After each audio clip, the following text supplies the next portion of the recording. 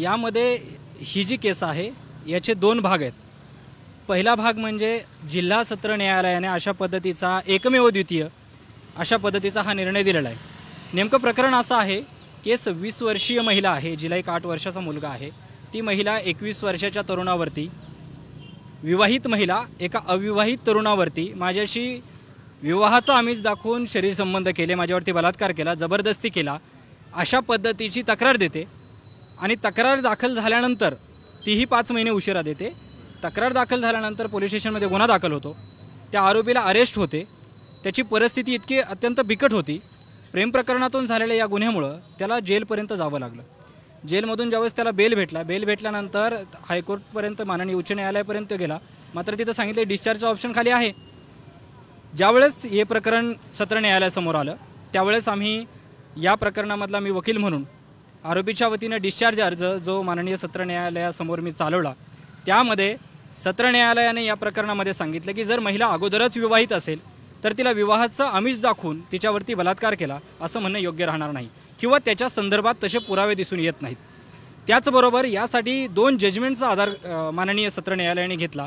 त्यामध्ये उच्च न्यायालयाचं Samir Kondekar versus state of Maharashtra असेल किंवा अपेक्स कोर्टाचं Pramod Suryabhan Pawar versus state of Maharashtra असेल, या जजमेंटचा आधार घेतला। जे जजमेंट्स मी दाखल केले होते त्याच्यावरती एखादं विवाह जो आहे त्याचं आमिष दाखवणं वेगळं आणि विवाहच होऊ शकत नाही हे वेगळं।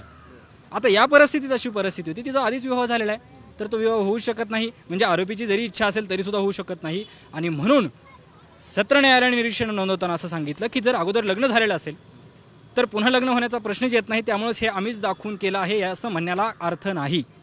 नंबर 2, माननीय सत्र न्यायालयाने निरीक्षण नोंदवताना सांगितलेलं आहे की जर या केसमध्ये चार्जशीटमध्ये म्हणजे दोषारोपपत्रामध्ये आरोपीच्या विरोधामध्ये फोर्सिबल म्हणजे जबरदस्तीने संबंध केलेला आहे अशा पद्धतीचे पुरावे आढळून येत नसतील, मेडिकल रिपोर्ट्स आढळून येत नसतील, तशा पद्धतीचे साक्षीदारांचे स्टेटमेंट आढळून येत नसतील तर मग साहजिकच या गुन्ह्यामध्ये ट्रायल चालवणं म्हणजे निष्फळ ठरणार आहे। आणि ही वस्तुस्थिती आहे। आज आपण पाहतो की बलात्काराच्या घटनांमध्ये वाढ होते म्हणून तक्रार दाखल झाल्याबरोबर पोलिसांकडून गुन्हा दाखल होतो, मात्र यामध्ये खोट्या तक्रारी दाखल करण्याचं प्रमाण मोठ्या प्रमाणात आहे।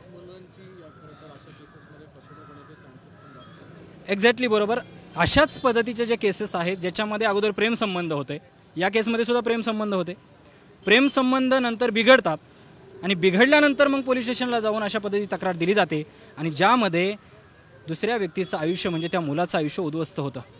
त्या मुलाला जर माननीय उच्च न्यायालय सर्वोच्च न्यायालयापर्यंत जायचं असेल त्याची आर्थिक परिस्थिती नसते।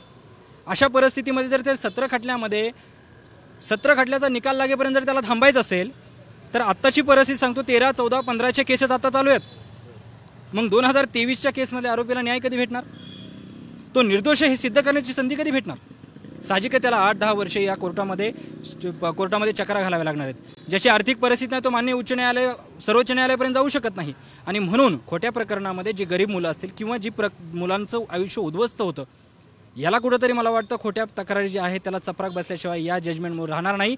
कारण सत्र न्यायालयाचं खरोखर धाडसी आणि कौतुकास्पद निर्णय हा, सत्र न्यायालयाला अधिकार आहे, त्या अधिकारांचा पुरेपूर वापर केल्यामुळं हा निर्णय अत्यंत दुर्मिळ, ऐतिहासिक आणि कौतुकास्पद आहे असं मला या ठिकाणी वाटतं।